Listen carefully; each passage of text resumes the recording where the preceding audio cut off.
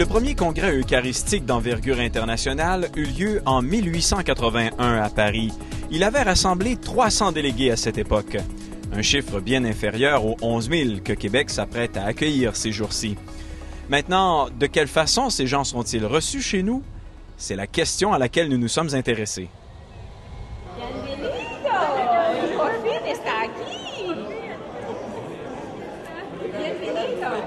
Denise Ouellette fait partie des 2000 bénévoles recrutés par le CEI. Elle est intégrée dans l'une des 2 équipes qui accueillent les congressistes à l'aéroport international Jean-Lesage, près de Québec. Elle a été, pour plusieurs, le premier visage du CEI que nos convives ont aperçu à leur entrée au pays. Je fais de 5 heures à minuit. Hier, ça a été jusqu'à 1h30 du matin, ce soir et aussi demain soir.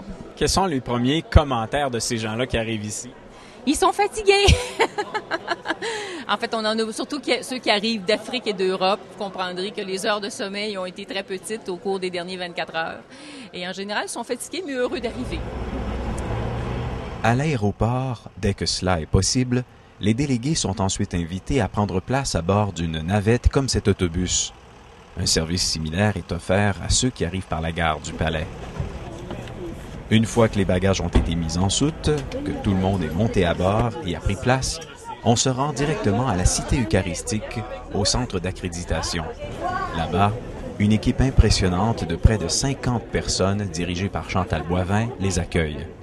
Tout au fond de la salle B, on a notre centre d'accréditation. Il y a là 22 kiosques qui sont montés et qui sont là pour remettre à chacun des pèlerins inscrits au congrès sa carte de congressiste ainsi que le sac du pèlerin pour permettre de lui récupérer tout le matériel utile là, pour profiter du congrès durant la semaine. L'étape suivante est de leur trouver un toit. C'est la responsabilité de Martine Lambert. La majorité des gens qui viennent, qui ont demandé de l'hébergement en famille, sont logés en famille. Alors, ça veut dire l'accueil québécois, l'accueil avec des gens autour, la chaleur humaine. Pour les personnes pour lesquelles on n'avait pas trouvé de place, ils sont hébergés soit à l'Université Laval ou dans des communautés religieuses. Ils vont avoir quand même un accueil intéressant par les gens qui vont côtoyer. C'est un peu différent que dans une famille, mais c'est ceux qui sont bien logés convenablement, à l'abri. Ils ont un minimum de services dans certains cas, mais ils sont quand même bien accueillis, bien logés. À la table de Martine, nous avons rencontré Gisèle et Adèle, 2 pèlerines parties de Kamloops en Colombie-Britannique. Adèle est débrouillarde.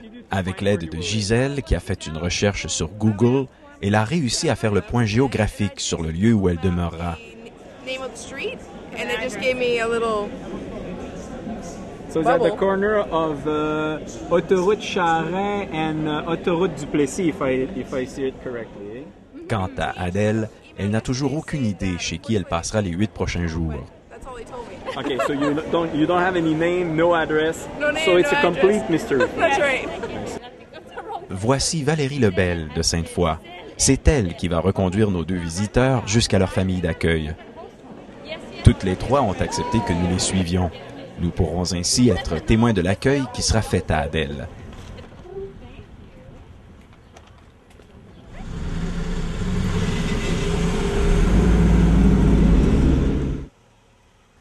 Elle résidera finalement chez les Lévesque à Sainte-Foy. Hello, how are you?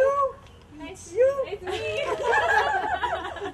Sans l'hospitalité de ce couple, comme des 400 autres familles de Québec qui ont ouvert leurs portes pour loger des délégués, le CEI aurait eu à faire face à des dépenses considérables. Leur service, offert gratuitement, est donc fort apprécié. Il y a tellement d'heures qui ont été données par des centaines de personnes, les gens qui accueillent, les gens qui ont travaillé dans les paroisses pour faire les jumelages, pour faire le recrutement de familles d'accueil. C'est un travail énorme et on n'aurait jamais pu faire ce qu'on fait aujourd'hui si on n'avait pas eu tous ces gens-là. Le nombre record de délégués accueillis par une seule famille est présentement de 7. Mais cette marque pourrait bien être battue d'ici la fin du congrès, les délégués continuant d'arriver au cours des prochains jours. Michel Lisotte, ECDQ.tv.